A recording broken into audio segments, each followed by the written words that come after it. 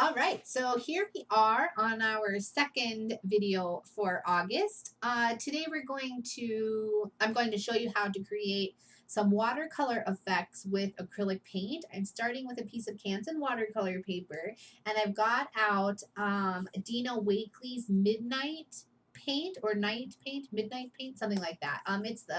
It's the navy colored paint. It's acrylic paint put out by Ranger. And to start with, I am giving myself a base, a really nice solid background. I'm just scraping the paint on nice and thin with a palette knife.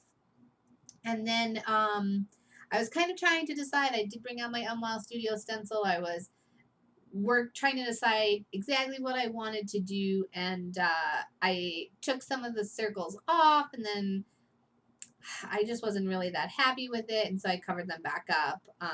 Yeah, it happens, right? Sometimes things don't go as planned. So no biggie. Scraping a little more paint back on to cover up that kind of area where I had taken it off. And give it time to dry or heat dry it. Make sure that's set, because the next portion, we are going to really, really saturate our paper and get it nice and wet with the water and with acrylic paint. And we're going to simulate some watercolor effects with acrylic paint. You can see here, I put some acrylic paint down on my paper, and now I am spreading it across my art journal background with a paintbrush. And it doesn't really matter what kind of paintbrush, but before that paint has a chance to dry, and this is why it was really important that the other area was dry, I added water to the acrylic paint. And so because acrylic paint is water based until it's permanent, then it dries to become an acrylic, right? Like plastic. You can add water to it and thin it down, and you can create things like glazes or washes, which is what we're doing here. And I do add some water, let it drip, add a little more paint, a little more water, until I get kind of a cool watery effect going on. I do start to heat it, but I don't dry it all the way. I only heat it in some places. And the reason is because once it's completely dry, then it's permanent, and we won't be able to get some of the watercolor effects I want to achieve. But while some places are still wet, I have dipped my paintbrush in water, and the paintbrush still had paint on it. So I've dipped it in water, and I'm splattering it on the page while I'm drying. So as I dry and places get more dry than others, the splatters are going to affect that area differently. And I get some splatters.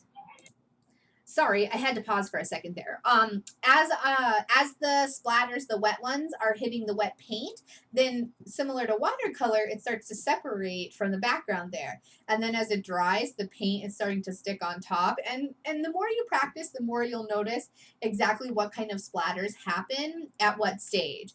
You'll get different splatters when it's really wet versus when it's medium wet versus when it's almost dry, and then it's dry completely, right? So definitely practice that, because you can achieve some really great watercolor effects with acrylic paint as long as you do them in the correct order, and they're permanent this way when they're dry. So it's definitely a great art.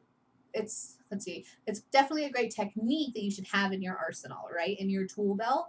Because we all love watercolor, but then I really love the permanency of acrylics.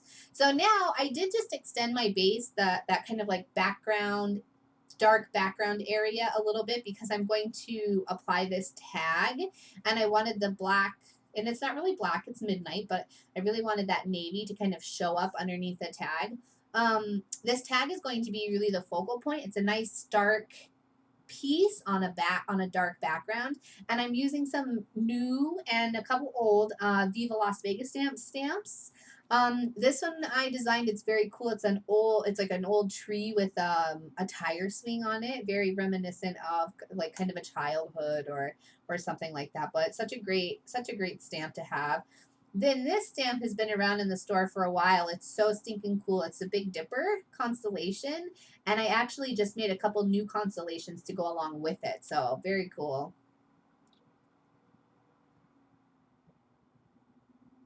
And then I have this, oh, my stamp, when I stamped the tree, it didn't quite touch the bottom of the tag, which was bothering me a little bit. So it's really easy to fix. I just got out a Pitt pen and colored in that bottom and kind of connected the whole piece. You don't have to do that. Everyone likes different things. I just always like my stamps and my pieces to be grounded, which means to not be floating in the middle of nowhere. I like them to have either be grounded to one side or to the bottom, and sometimes even grounded to the top. In this case, I grounded it to the bottom because that's where the base of the tree already was. Oh, and then this is the phases of the moon stamp, and I only want the tiny moon that's in the middle. And it, as far as phases of the moon go, it has like full moon, new moon, quarter moon, all of those. And I thought that I would get away with just taking off the excess ink, but then I got really nervous because I'm kind of a sloppy stamper. And oh no, I did just fine, I guess. Later I do trim it out, and I just have two versions of the stamp, but you can see, so I just like masked off parts of that stamp, and I only got the nice like full moon that was in the middle. And now you can kind of see what I'm aiming for in this project. I've got like a really great stark focal point with this kind of dreamy-esque night background that's happening. And I achieved that with the acrylic paint. And it's, I can't remember if I mentioned it. It's Dina Wakely's night paint that Ranger put out, acrylic paint. And it is a heavy body. It does hold up. So be prepared for that. Now I'm trimming out some scallops from vintage sheet music that I got, and I'm using my Tim Holtz scissors. They are really great, and they don't get very sticky. I do sometimes a lot of sticky things, but here we go again. I want to mention the whole your subconscious psyche, kind of your brain is really attracted to odd numbers, and the reason is because in nature there just are not any even things. There's not perfect circles. Things don't come in 10s, 20s, 30s. They come in 3s and 5s and 1s and bunches of things. You know, once it gets to a bunch and you can't quite count it, then it doesn't actually matter as much. But so my scallops on the left have 3, and I do have one scallop on the right that has 1. And 3 plus 1 is 4, which is an even number, but it doesn't matter as much. I did just real quick sketch a line around where my tag goes, and then I sewed with my sewing machine and some white thread. I just stitched around the shape of the tag a little bit, just as one more kind of section of texture back there. And now I'm playing with some different things to get some layering happening. I've got that scallop that I cut, and then a little doily, paper doily. They're super miniature, only like 3 inches. I bought a ton of them from Doodlebug Designs.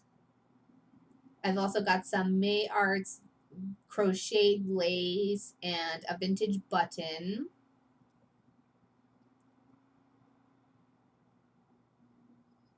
And I do use my Yoo-Hoo stick to kind of stick some of the pieces together that I know I like.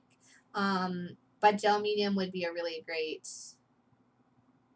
supply to have in place of the Yoo-Hoo. But I do like the Yoo-Hoo stick. I'm glad that I learned about that stick. It is nice to have to just reach for and be done with very quickly.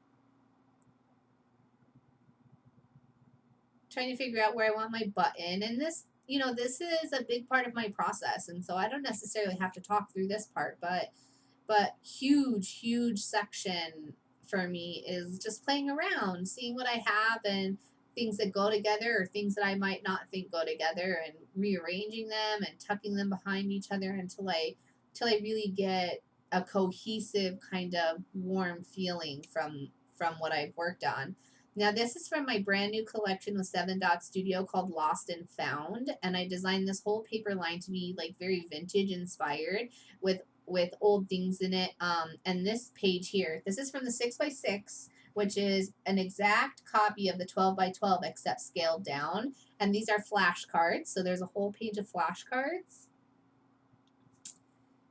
And it's super awesome, and I stinking love it. I'm so glad to finally have it and to be using it.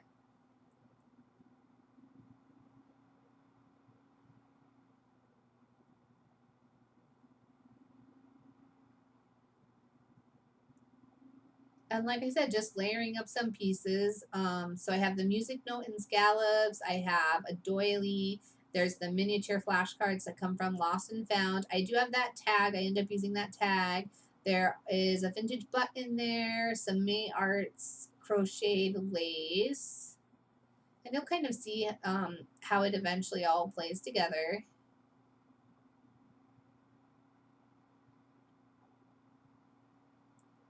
Oh, that piece right there, that is a vintage atlas that I use a ton all the time. I'm going to be so sad when it's gone, and I share it like none other. I should probably quit sharing it, but it is just so good. There's that other, every flashcard that's in Lost and Found, so it's 7 plus 1 equals 8, and then the one right beside it is the word 8. So all of them are like that. There's 0 through 8.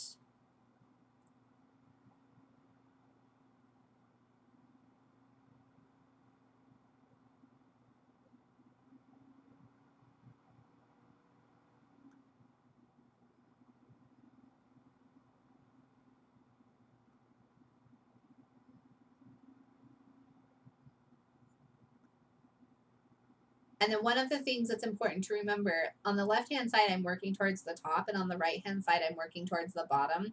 Everything doesn't have to be even straight across. It's sometimes too straight is not good, and you should offset things and really try to create like a cohesive piece that isn't so stuck on a grid necessarily. Grids definitely do have their places where it's like 3 by 3 or 2 by 2 or 1 by 5, whatever. But you don't always have to work like that. Like, be a little more free form with it, and kind of like stretch your creativity, and it's your piece. You're the artist, so definitely do what's going to make you happy. If you like to work in a grid, you're more than welcome to work more in a grid. I just suggest kind of trying to let go a little bit sometimes. I know that I personally have an issue with letting go, and sometimes I really want everything to be so perfect. And my friend Michelle tells me all the time, just stop, let go.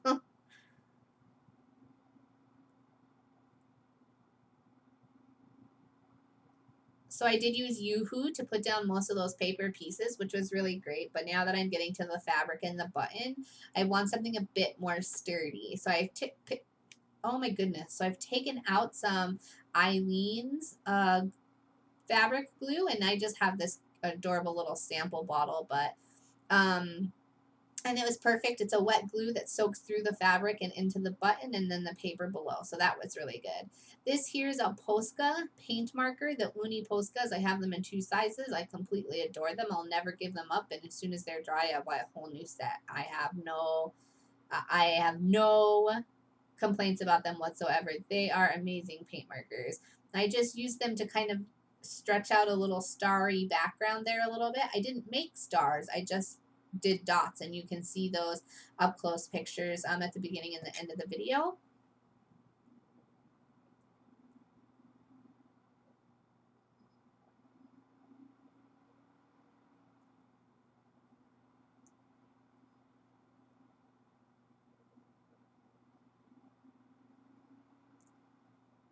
I decided it's about time to get that tag down. So I'm pretty happy with everything that's behind it. And you have to work fast with Yoo-Hoo because it dries super quick. Like, the tag was almost too big of a piece to cover with it, honestly.